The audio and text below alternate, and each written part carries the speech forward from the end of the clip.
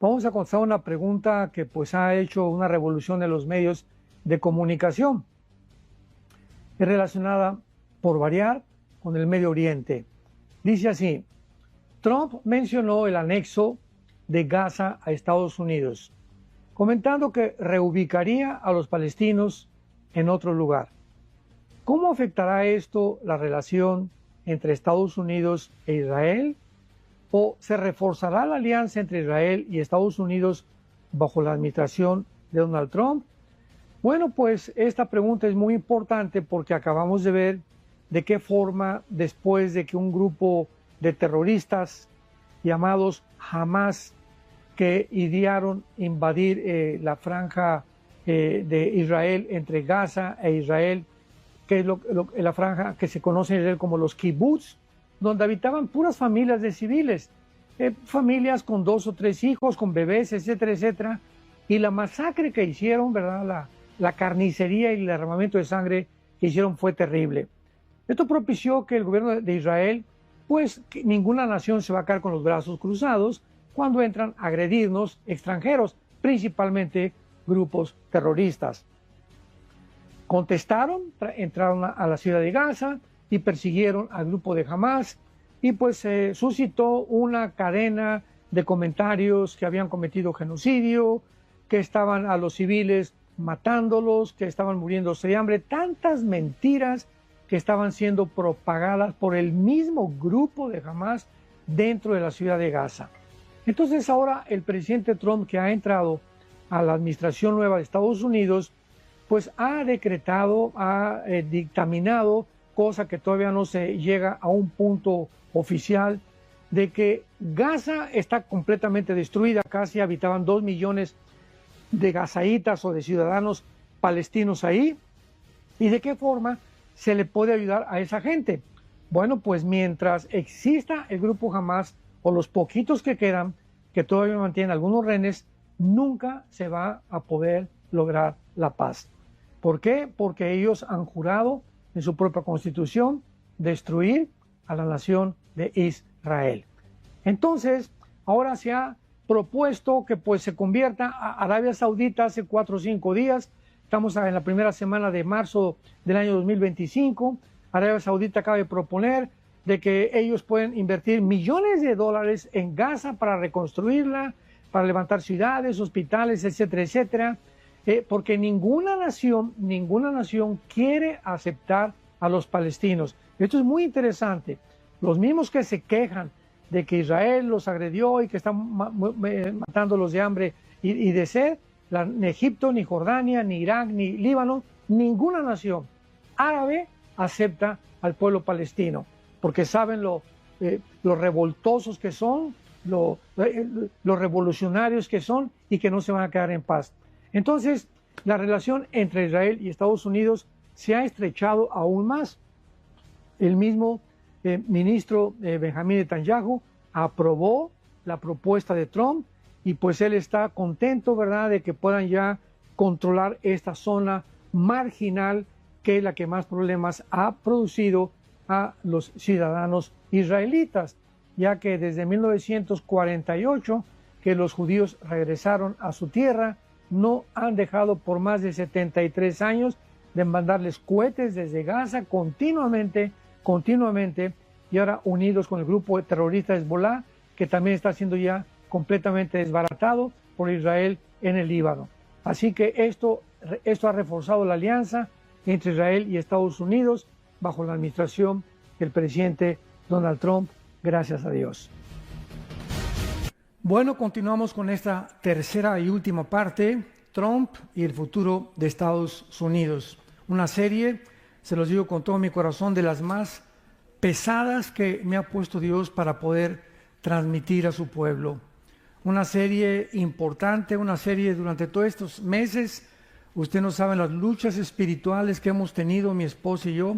Por cierto, le pido que oren por ella, está bastante enferma.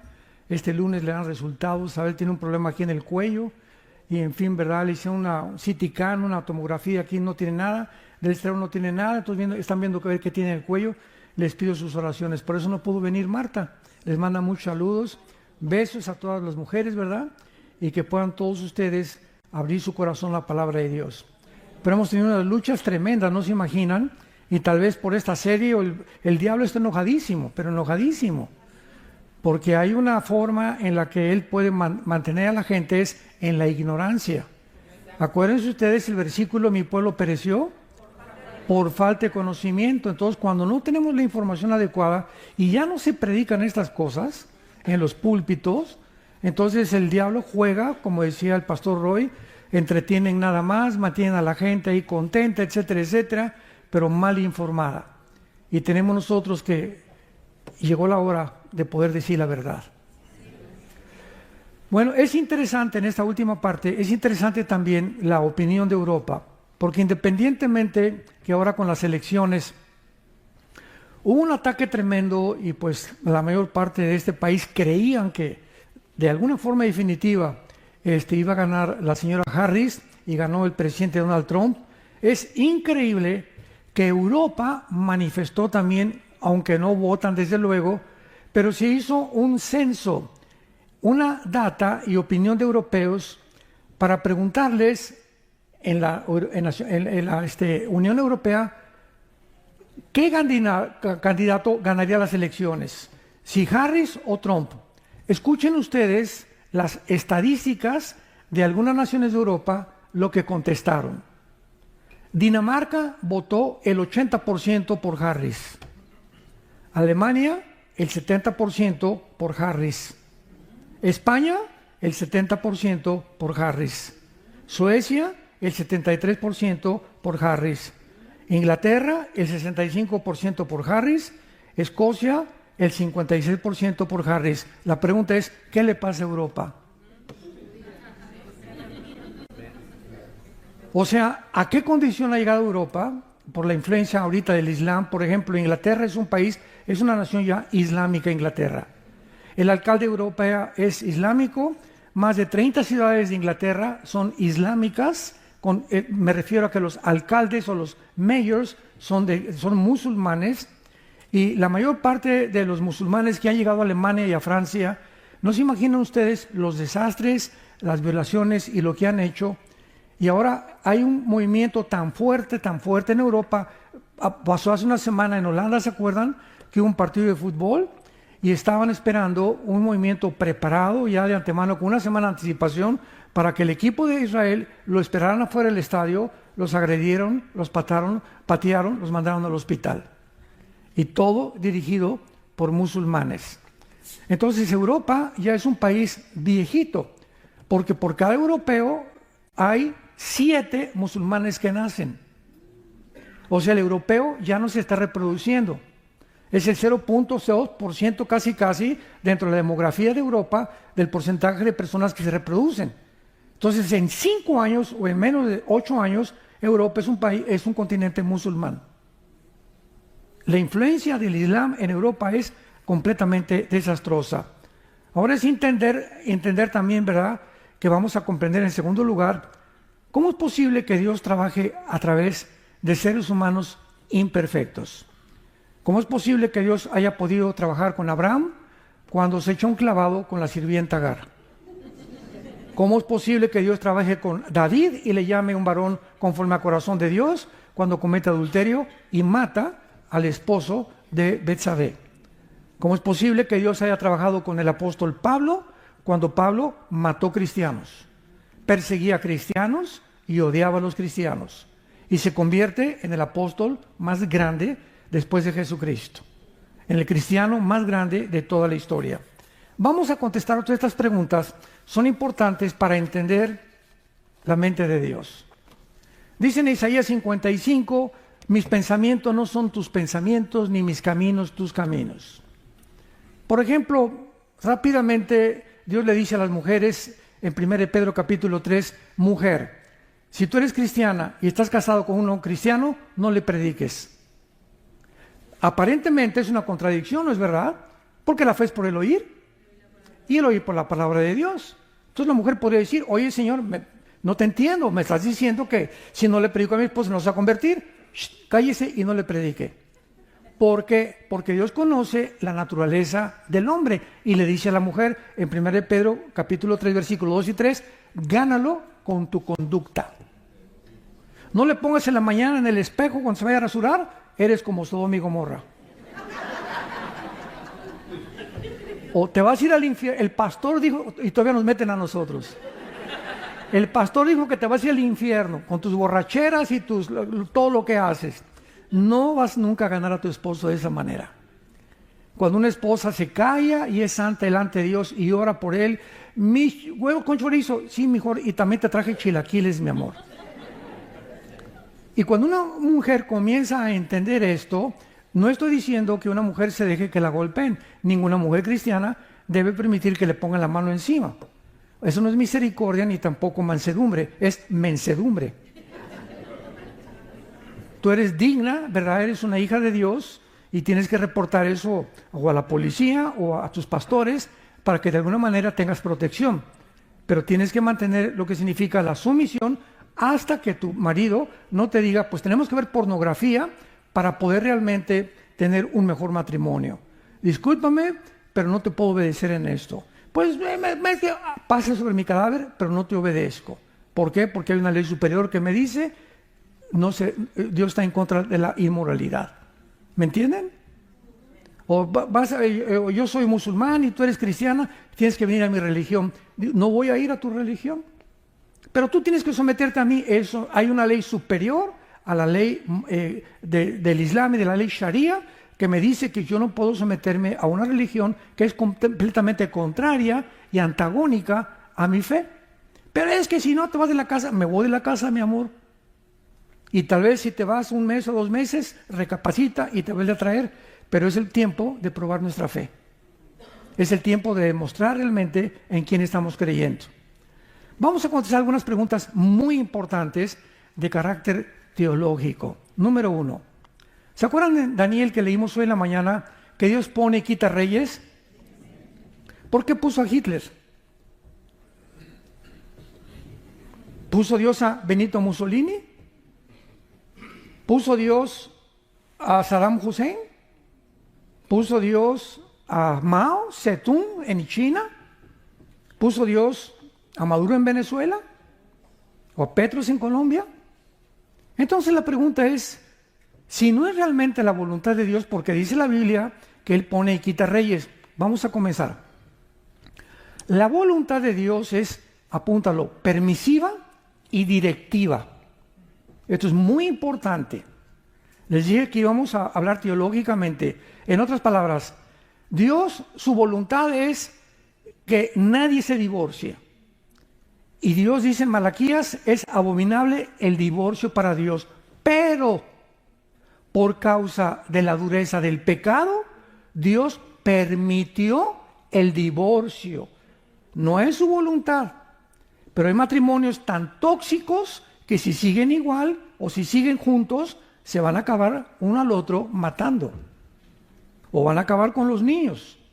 Entonces hay situaciones extremas donde Dios permite el divorcio y por eso en el Antiguo Testamento Dios le dio a Moisés la carta de divorcio. No es su voluntad, Él lo permite. No es la voluntad que Dios, para ti muchacha que me escuchas, que eres soltera, que te cases con un hombre que no es cristiano, no es su voluntad. Está claramente en 1 Corintios 6, que comunión hay entre Dios y las tinieblas, entre incrédulos y creyentes. Pero tú te casas con aquella persona y entonces te va mal en tu matrimonio y dices, oye Señor, ¿por qué no lo impediste que yo me casara con él? Porque Él te lo permitió. Él no era su voluntad que te casaras, pero si Él interviniera para poder quitar nuestra libertad, ha violado la característica más grande que nos ha dado, que es la libertad de escoger.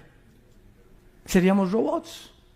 Imagínate que Dios impida que ese camión que se echó en reversa mate a esa niña, o que ese hombre haya abusado de esa persona. Dios, estamos en un mundo caído, donde todo lo que está pasando no es obra de Dios, es de nosotros. Somos nosotros los que hemos llegado al punto del mundo en que estamos viviendo. Pero si no conocemos a Dios, no podemos entender. Veamos un ejemplo también en los gobiernos en 1 Samuel 8, para que comencemos por ahí. 1 Samuel 8, cuando el pueblo de Israel se rebela contra el profeta Samuel. Samuel, queremos decirte, que no queremos ya que nos gobierne Dios. Oye, pero la voluntad de Dios es gobernar a través de la teocracia a ustedes. No, Samuel. Queremos que nos gobierne un hombre como todas las naciones. Versículo 4. 1 Samuel 8, versículo 4. Todos los ancianos de Israel se juntaron y vinieron a Ramá para ver a Samuel. Y le dijeron: he aquí, tú has envejecido, tus hijos ya no andan en tus caminos, por tanto, constitúyenos ahora un rey que nos juzgue como tienen todas las naciones. Pero no agradó a Samuel esta palabra que dijeron: danos un rey que nos juzgue. Y Samuel oró a Jehová. Y dijo Jehová a Samuel: oye la voz del pueblo en todo lo que te digan, porque no te han desechado a ti. A mí me han desechado para que no reine sobre ellos, conforme a las obras que han hecho desde el día que los saqué de Egipto, dejándome a mí y sirviendo a los dioses ajenos. Capítulo 10 de 1 Samuel, versículo 17. Entonces sabemos que el pueblo escoge a Samuel en contra de la voluntad de Dios. Y dice la Biblia: después Samuel convocó al pueblo: yo saqué a Israel de Egipto, pero vosotros habéis desechado hoy a vuestro Dios. Vemos el primer clásico caso en la Biblia del primer rey de Israel. Dice la Biblia que Dios pone reyes y quita reyes. Pues Dios no puso a Samuel. Dios permitió que Saúl gobernara. Y le dijo a Samuel, al profeta: dile al pueblo que escojan ellos a ese varón, y escogieron al peor, porque era muy bien parecido y lo que tú quieras y mandes, y sin embargo se convirtió Saúl en de los peores reyes que tuvo Israel. Ahora, en el libro de Amós, más adelante, el profeta Oseas, capítulo 8, versículo 4, Oseas 8:4, vean lo que dice este profeta: ellos establecieron reyes, pero no escogidos por mí. Constituyeron príncipes, mas yo no lo supe. Aquí vemos claramente que Dios no había puesto a muchos reyes que escogió el pueblo, sino que Dios les dio al pueblo cuando vio que el pueblo se rebelaba en contra de sus leyes. Vayamos al Salmo 106 y veamos otro caso que no fue la voluntad de Dios darle al pueblo cuando se cansaron del maná. Querían cambiar, que les trajeran Pizza Hut. Y dice el Salmo 106, versículo 14 y 15: se entregaron a un deseo desordenado en el desierto y tentaron a Dios en la soledad. Y Él les dio lo que pidieron, mas envió mortandad sobre ellos. Aquí comenzamos a ver un camino de Dios. Cuando Dios ve que un ser humano: mira, Panchito, no es bueno que tú seas gay, que tú seas homosexual. Mira, Martita, no quiero que tú seas lesbiana. Te voy a llevar un mensaje el domingo a una iglesia el domingo, tus padres están orando por ti. Pero cuando Panchito pasa los 30, 35 años de edad, que es más difícil ya que dejen que no es adicción, ¿verdad? Es un problema de demonios en la mente en la que este muchacho o esta muchacha cayó. Y si el muchacho insiste en eso, entonces la manera de Dios es que entonces lo empuja para que toque fondo. ¿Quieres cambiar de sexo y quieres ser transgénero? No hay ningún problema, vas a acabar quitándote la vida. Dios entrega a los seres humanos o a los gobiernos o a las familias al deseo que insisten en tener cuando ellos le dicen: no gobiernes sobre mi familia. No te quiero en mi vida, no te quiero en mi matrimonio, no te quiero en mi nación. Muy bien, pero nos vemos al final. Prepárate para encontrarte al juicio con Dios. Entonces, no es la voluntad de Dios muchas veces que pase lo que sucede, pero Dios, si interviniera, repito, ya no habría libertad en el ser humano. Tercer caso, cuando el ser humano insiste en desear algo en contra de su voluntad, dicen, vamos a Romanos capítulo 1, versículo 24 en adelante, Dios, 3 veces se usa la frase: Dios los entregó. Veamos esto, Romanos 1, 24 al 28.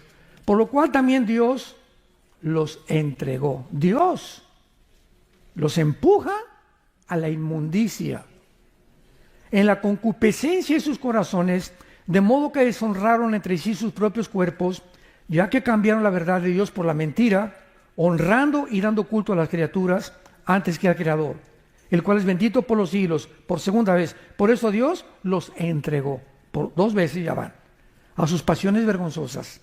Pues aún sus mujeres cambiaron el uso natural por el que es contra naturaleza, y los hombres también.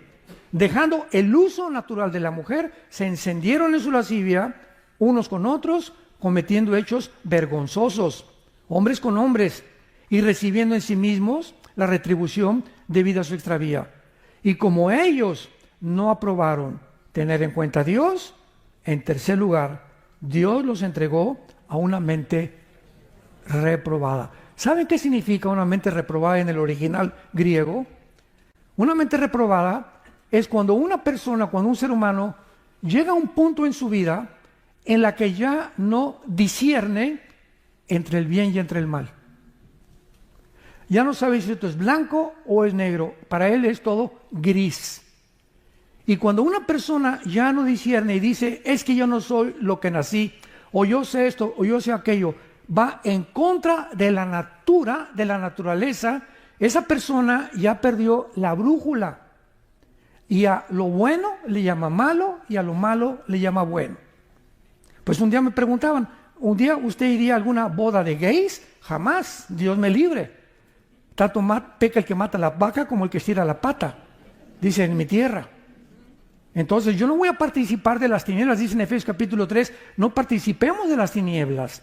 Tenemos que distinguir lo que le agrada a Dios y lo que no le agrada a Dios. No voy a agradar a la familia, ni aunque mi hijo o mi hija sean eso, no voy. Mi hijo te voy a seguir amando y mi hija te voy a seguir amando, pero no estoy de acuerdo que participes en estos hechos vergonzosos con tu hombre o con tu mujer. Y aquí en la casa no entras con ese hombre, mi hijita, no entras aquí con esa mujer. Somos tus padres y te vamos a aconsejar, pero esta casa la respetas, porque lo que estás haciendo es vivir en pecado. Tenemos que ser y formar nuestro carácter de esa manera, santos de Dios. Entonces, estamos en un mundo, lo acabamos de ver. ¿Vieron los Juegos Olímpicos de Francia? La Santa Cena con una señora gorda judía que es transgénero, con 2 hombres, se ven las fotos, sin calzones, con sus órganos genitales de fuera, con un niño de 6 años junto con él. Después sueltan un caballo blanco, que es aparentemente la entrada del anticristo, que es el caballo blanco de Apocalipsis capítulo 6. Después María Antonieta, que en el siglo XVII-XVIII, ¿verdad?, incendió toda Francia y le mandó cortar las cabezas a todo el mundo, promoviendo la rebelión y la anarquía en las naciones. Todo lo que pasó en los Juegos Olímpicos, ni los que lo decidieron, ni los que lo planearon y desarrollaron sabían lo que estaban haciendo. Eran guiados por demonios. Fue una asquerosidad, una blasfemia contra Dios y contra su Hijo Jesucristo. Y después de que acaban los los Juegos Olímpicos y todo el endemoniado que hubo ahí, mandan muchas naciones protestas al comité de los Juegos Olímpicos. ¿Saben ustedes lo que contestaron los que planearon y diseñaron estos Juegos Olímpicos? Contestaron, es que el mundo ya no le gusta el arte. Jesús, María y José y el burrito que los acompaña. Es que el mundo ya dejó el arte. Oye, ¿qué tiene que ver eso con los deportistas, por el amor de Dios? O sea, mentes reprobadas, que ya no saben qué es bueno, qué es malo, le llaman a eso. Para ellos es arte. Y quieren hacernos que nosotros aceptemos eso como algo normal. Y cuando comenzamos a aceptar lo que el mundo está alabando y celebrando, los premios Grammy por aquí, por allá, y Hollywood, etc., como algo normal, es cuando caemos nosotros en la misma trampa, y dice uno de los salmos, en la trampa que hicieron cayeron, y en el hoyo que hicieron tropezaron. Y así está el mundo actualmente, completamente desorbitado, ya no distinguen qué es bueno y qué es malo. Ese es el mundo al que hemos llegado. ¿Por qué permitió Dios el mal en el universo? Bueno, Dios está al principio, el Padre, el Hijo y el Espíritu Santo. No hay ángeles, no hay serafines, no hay querubines, no hay nada en el universo. Está nada más Dios. Y en ese momento, Dios, en su primer pensamiento que hubo, estaba la cruz. Antes de que Dios creara cualquier cosa, antes de nosotros y de los ángeles, en su pensamiento y en su propósito había una cruz. Entonces dice Dios, vamos a crear criaturas. Pero esas criaturas que vayamos a crear tienen que tener 3 probabilidades. Una, no vamos a crear nada. No, Dios es Dios, Él no necesita a nadie para ser Dios. No crear nada. Número 2, vamos a crear criaturas que siempre me obedezcan y que no haya el mal en el universo. Y número 3, vamos a tener esta opción. Vamos a crear criaturas que tengan la libertad de escoger entre el bien y entre el mal, entre un camino u otro camino. Pregunta, de esas 3, ¿tú cuál escogerías? Si me dices, pues yo hubiera escogido la primera, que no hubiera creado Dios nada. Filosóficamente no se puede comparar la nada con lo algo. Entonces tú no puedes creer que hubiera sido mejor no haber creado nada. Fue la pregunta que en el libro de Job, capítulo 3, él dijo, ¿por qué no me hiciste un abortivo? ¿Por qué de repente estoy con una familia y me quitas a mis hijos, me quitas mi casa, me quitas todo? Él no podía ver todavía el propósito al final de Dios, y lo que veía con sus ojos, lo que podía percibir Job era, no te entiendo, Señor. Y hasta el capítulo 42 entiende a Dios. Número 2, yo hubiera preferido que no hubiera mal y que jamás hubiera existido la violencia, ni las lluvias, ni los tsunamis, ni los robos, ni los asesinatos. Muy bien, hubiera sido una creación de puros robots. Nos hubiera dado programado Dios como un chico, una cuerda, ámame, ámame, ámame, ámame. Pero para que hubiera una opción y las criaturas lo aceptaran libremente, es imposible que no hubiera otro camino. Es exactamente para aterrizar en una nación. Voten ustedes por Juan Camaney. Y el segundo candidato, no hay. O sea, el único candidato es el que está ya de dictador. Y ponen a otro de payaso, ¿verdad? Para que dizque le haga la contrapunta, pero sabemos que va a ganar siempre aquel. Y aunque voten por el otro, va a seguir esa dictadura en ese. Entonces, ¿hay libertad? No, ¿verdad? Hay libertad hasta que tienes la opción de escoger otro camino. Ahora, ¿cómo podríamos escoger otro camino si no hubiera el mal? ¿Cómo sabríamos que de tal manera amó Dios al mundo si Cristo no hubiera muerto en la cruz? ¿Cómo podíamos considerar y percibir la grandiosidad del amor de Dios si no hubiéramos conocido lo que le hicieron a su Hijo en la cruz? ¿Me van siguiendo? Entonces comenzamos a entrar en la mente de Dios. ¿Por qué Dios permitió el holocausto judío?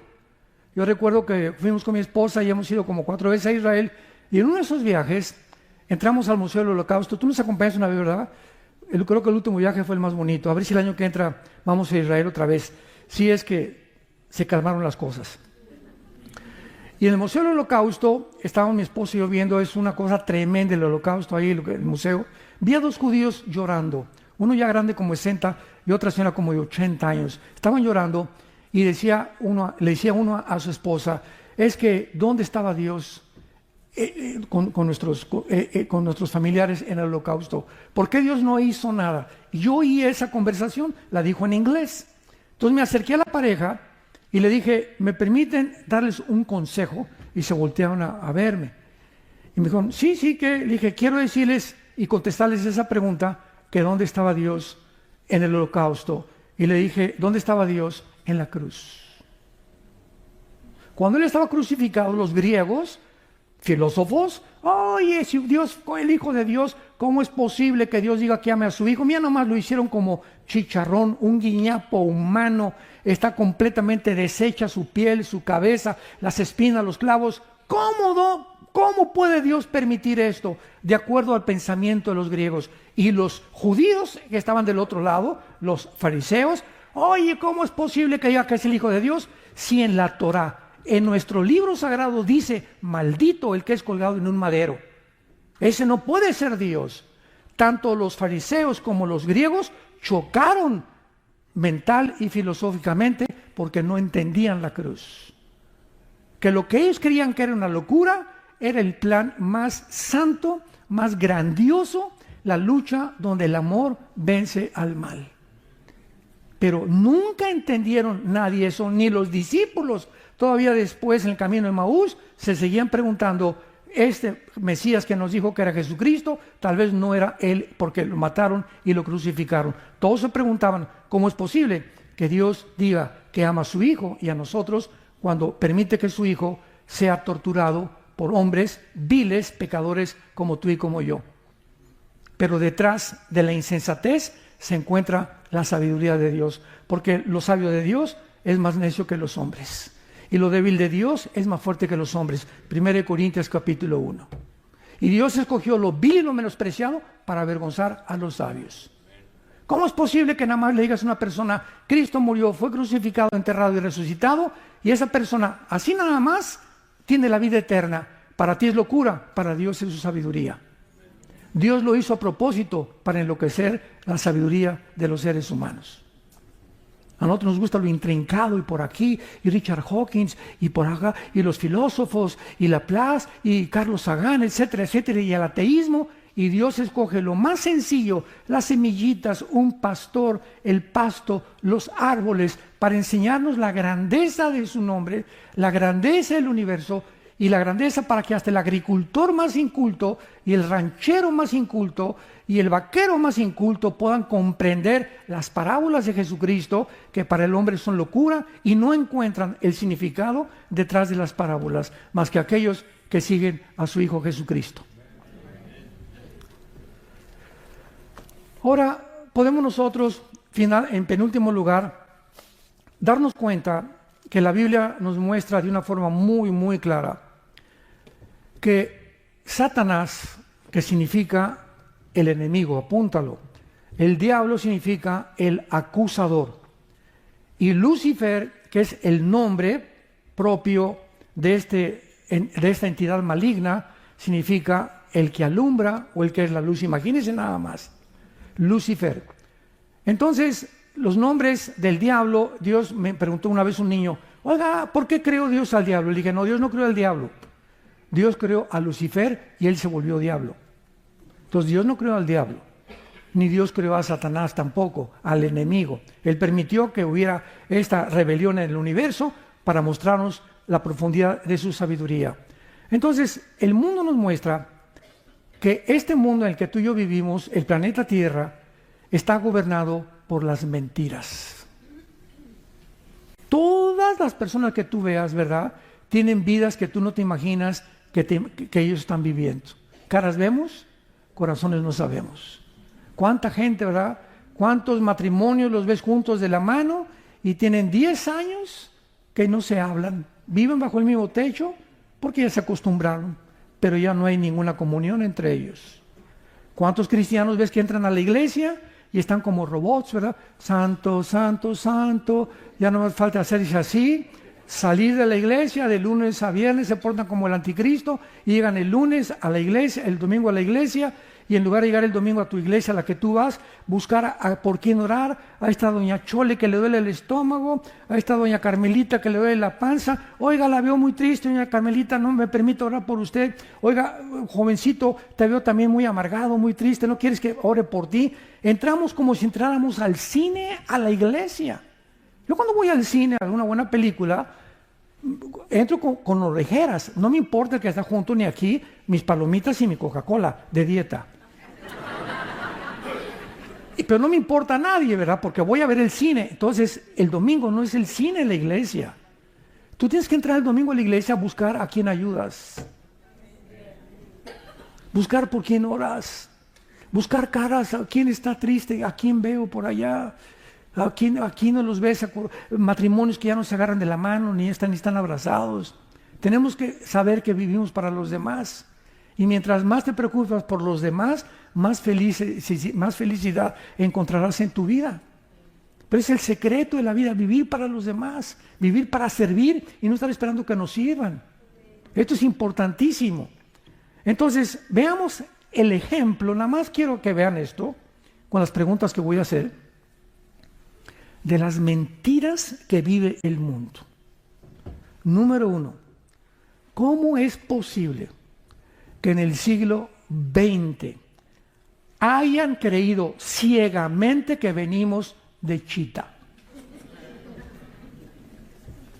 Señores científicos y maestros de universidad que nos visitan, ¿cómo es posible que en el siglo XX se haya asumido y casi hasta dijeron es científico que hayamos venido de la famosa teoría de la evolución, que todo haya provenido de una sola célula?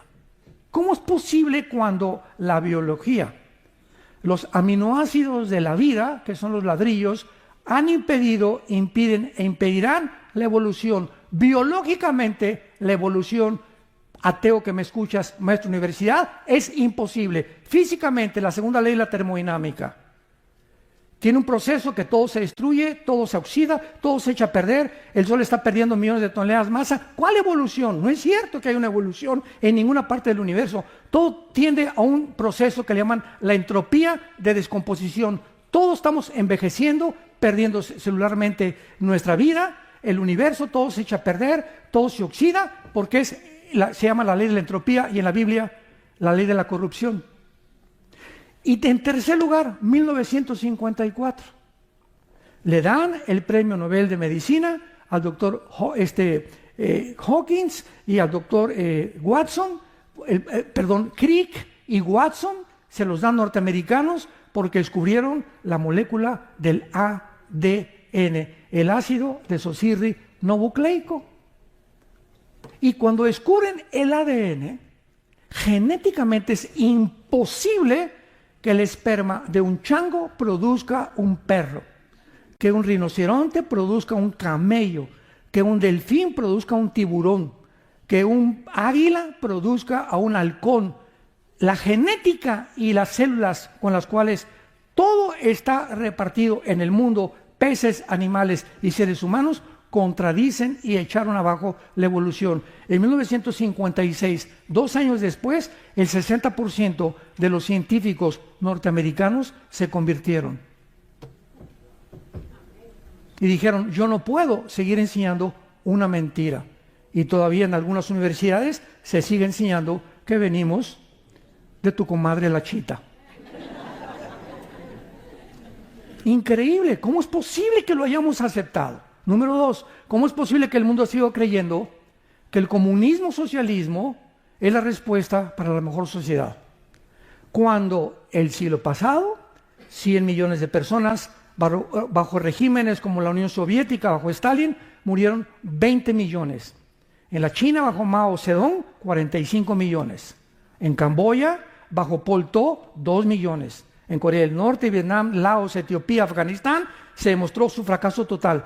¿Por qué entonces en el siglo XXI, donde nos encontramos, se vuelve a desenterrar el comunismo y el socialismo, inclusive en este país? Gracias a Dios que ya esto está desapareciendo aquí, pero todo el continente americano, como lo vemos, y el continente europeo, creen que es la filosofía cuando se demostró en 1991, cuando cayó la Unión Soviética, la Unión de Repúblicas Socialistas Soviéticas, Mikhail Gorbachev fue con el Papa Juan Pablo II al Vaticano y le dijo, hemos fracasado, el comunismo no puede funcionar por 2 cosas. Número 1, sacamos a Dios de Rusia, de la Unión Soviética, y número 2, nos aislamos del mundo capitalista.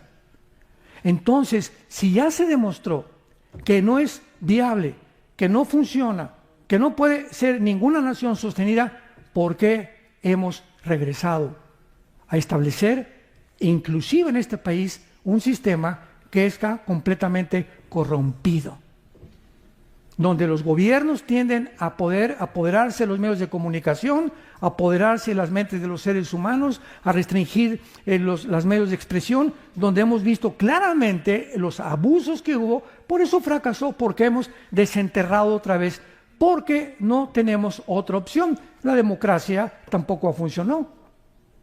Decía Winston Churchill, la democracia es un poquito mejor de los gobiernos, pero no hay gobierno perfecto, pero el peor es el comunismo-socialismo. donde esta nación estaba cayendo desde Barack Obama, que fue el que quiso poner un socialismo donde el Estado tenga el control sobre las empresas, se convierte en comunismo, donde viene la expropiación privada. En México, el año que entra, comienzan a expropiar las propiedades, si Dios no lo permite. En tercer lugar, ¿cómo es posible que el mundo haya creído en el nazismo? 85 millones de alemanes. Escuchen, 85 millones de alemanes, maestros de escuela, universitarios, médicos, abogados, antropólogos, ciencias políticas y todas las disciplinas académicas que me puedas mencionar. Un pueblo cultísimo, un pueblo intelectual, un pueblo preparado.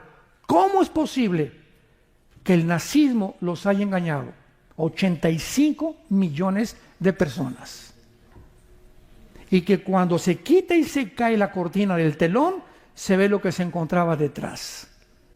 ¿Cómo es posible que hayan podido creer que el nazismo iba a levantar a Alemania cuando fueron engañados por un hombre llamado, que más de 80 millones de alemanes fueron engañados y más de 12 millones de seres humanos fueron asesinados, 6 millones de judíos en las cámaras de gases?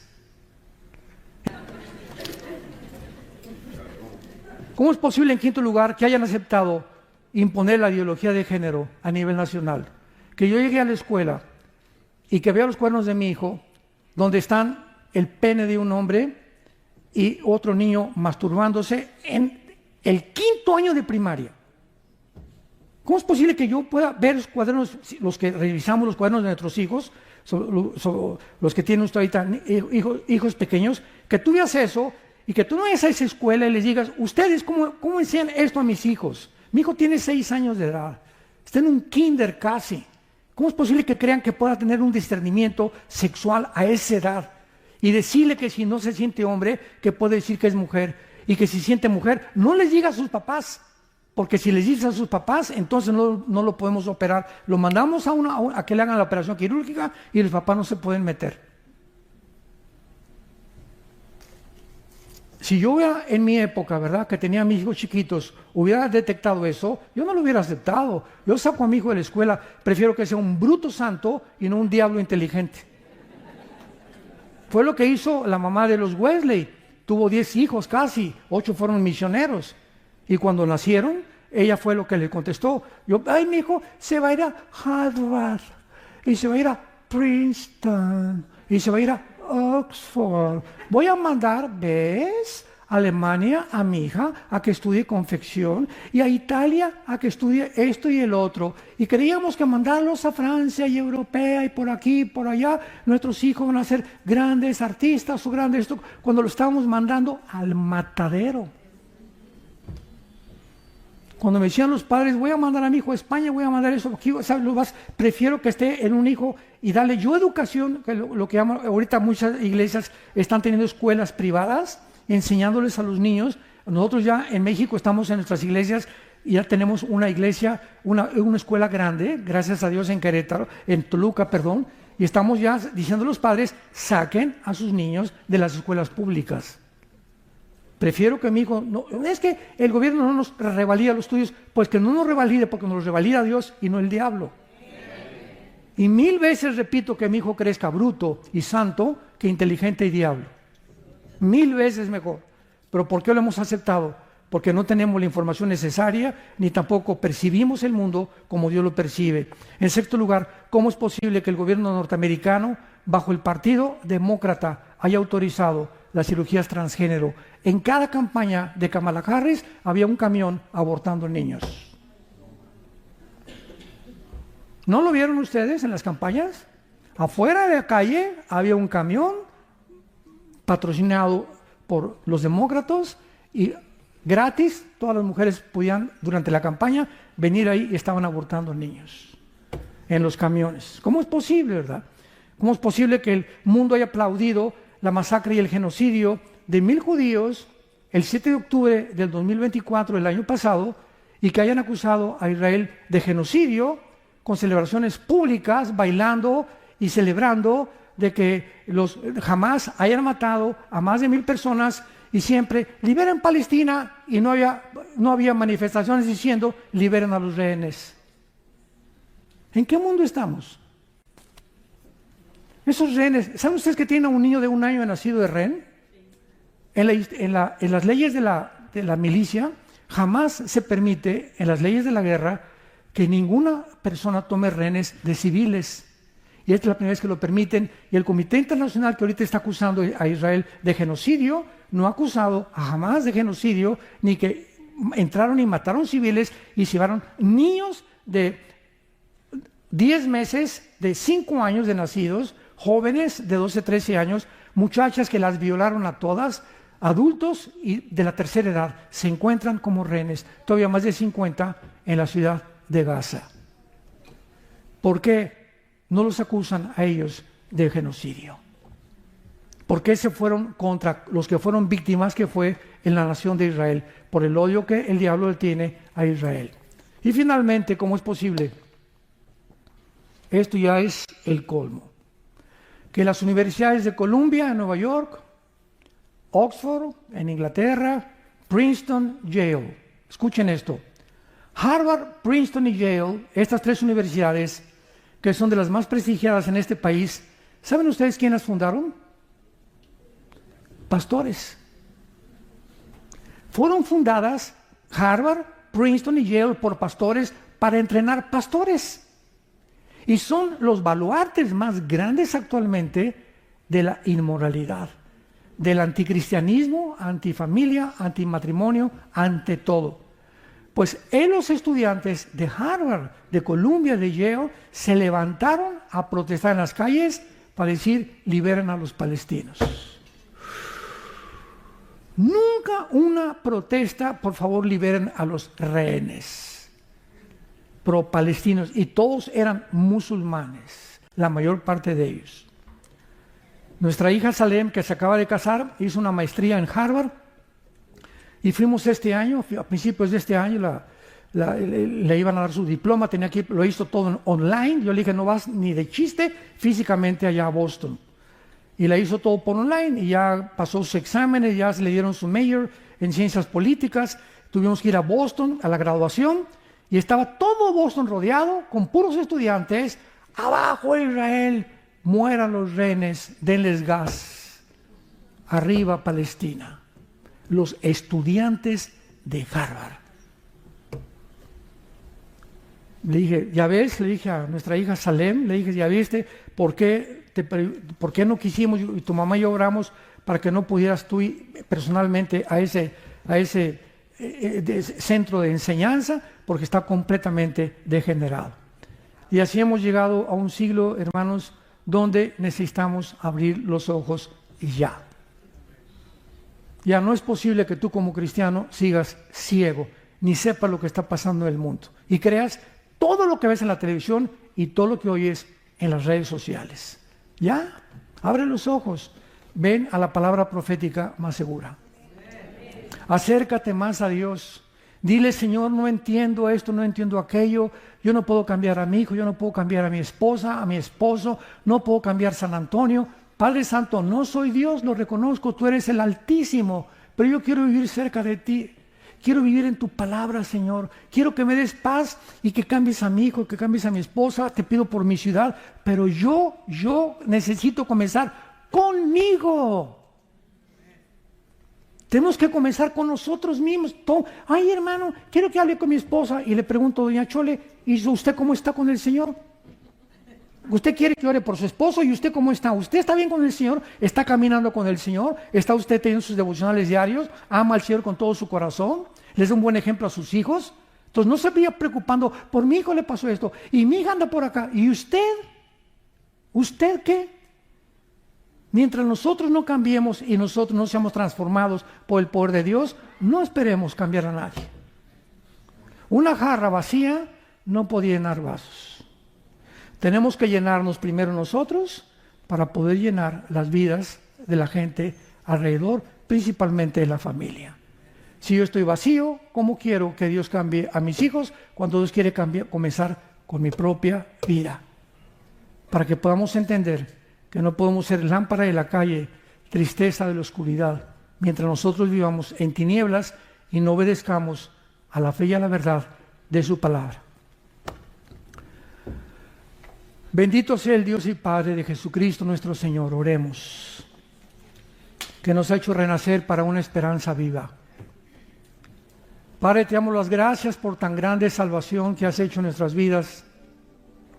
Y de Jesucristo, el pastor de las ovejas, por la sangre del pacto sempiterno, que nos ruega ahora hacer las cosas que son agradables delante de Él. Dios te pide en este tiempo que nos encontramos, donde nos está dando un recreo corto tal vez, un respiro, cuando la descomposición de este país estaba a punto ya de oler a podrido, donde ya era una basura el gobierno y la sociedad. Dios en su misericordia, como en el tiempo de los jueces, manda a alguien a levantar los altares derribados por reyes malignos. Toda la historia del Antiguo Testamento son reyes, gobernantes que se levantaron contra Dios. Dios levantaba otro rey que levantara los altares y regresara al pueblo a la adoración del único y verdadero Dios y Padre de Jesucristo nuestro Señor. Dios ha hecho, tenemos que abrir los ojos, Dios ha hecho lo mismo con esta nación, tan grande esta nación, que mandó misioneros al mundo, esta nación que ha sido un faro de luz por casi 75 años.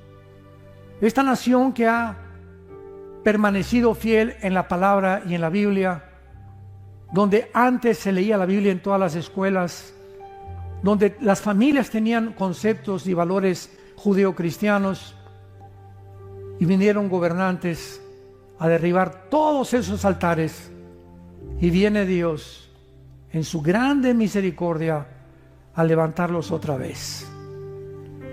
Abramos nuestros ojos y veamos lo que Dios está haciendo y digámosle: bendice alma mía a Jehová. No te olvides de ninguno de sus beneficios.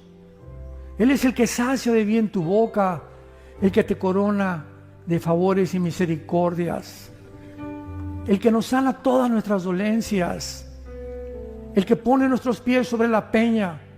Esperanza mía, castillo mío, mi Dios, en quien confiaré. El que nos libra del lazo, el cazador de la peste destructora, porque hemos confiado en Él.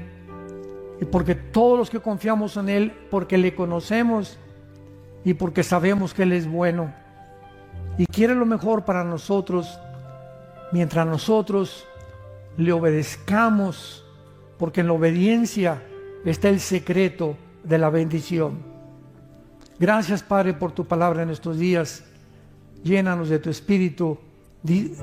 Discernamos, por favor, te lo pedimos con todo el corazón, lo que pasa en el mundo para ayudar a la gente a nuestro alrededor. Te pedimos por el presidente Donald Trump. Te pedimos, Señor, solo tú conoces su corazón por su salvación, su familia, sus hijos, nietos.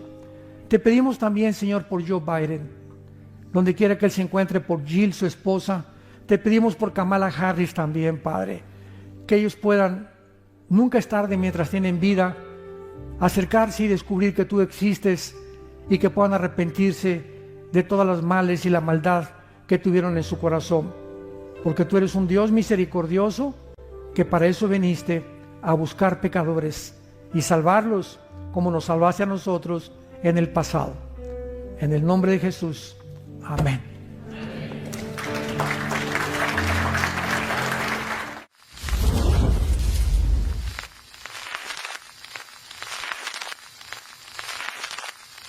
Hola, ¿qué tal? Me da mucho gusto saludarles y quisiera simplemente comunicarles que gracias a todos ustedes a través de todas las naciones del mundo que aman la palabra de Dios y que realmente están interesados en que nosotros como organización Vida Nueva para el Mundo y Armando Alducin Ministries continuemos predicando el Evangelio de la Gracia de Jesucristo y que podamos nosotros continuar haciéndolo gracias a sus donaciones. Este año cumplimos 46 años de ministerio, 46 años donde hemos predicado, hemos enseñado, hemos tenido seminarios y de diferentes formas de estudios bíblicos alrededor del mundo, y hemos pensado y considerado de una forma fiel el Evangelio de la sana doctrina de Jesucristo. Nosotros, con todas estas donaciones, tenemos que sostener pastores, misioneros, obras, equipos de televisión, y aún continuamos buscando la manera de poder elevar este ministerio. Hasta este momento quiero que ustedes estén enterados que no tenemos una sola propiedad como organización, y así hemos trabajado durante 46 años porque le damos la importancia a la evangelización, a las misiones y también a los hombres de Dios para levantar más pastores. Le damos las gracias y que pueda Dios con su gracia tocar sus corazones y que puedan ustedes invertir en un terreno donde es fructífero.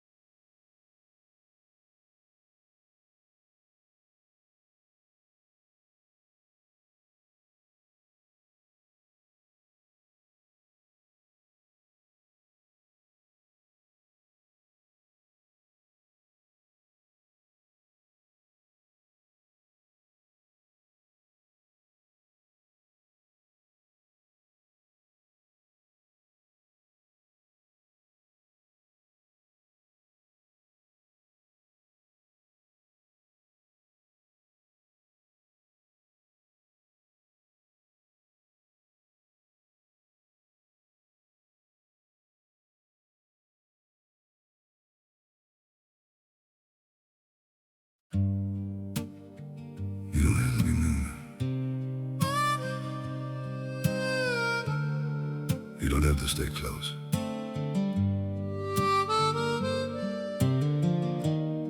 As long as you're somewhere out there, that's enough for me. I don't need to hold you near me, don't need promises to keep. Just the thought that you are breathing somewhere in this world I see. Even if I'm not beside you, even if you never know, there's a quiet kind of comfort just in knowing you still glow. I don't need forever, I just need you to exist. You don't have to stay with me, you don't have to feel the same. Just as long as you're still out there, calling softly through my days. You don't have to look my way, you don't have to be my home. It's enough to know you're living in a world I'm not alone. I won't chase you through the distance, won't disturb your chosen life. I'll just keep you in my silence, like a star that shines at night. Through the dark and through the blue, I still think of you. You don't have to stay with me, you don't have to feel the same. Just as long as you're still out there, calling softly through my days. You don't have to look my way, you don't have to be my home. It's enough to know you're living in a world I'm not alone.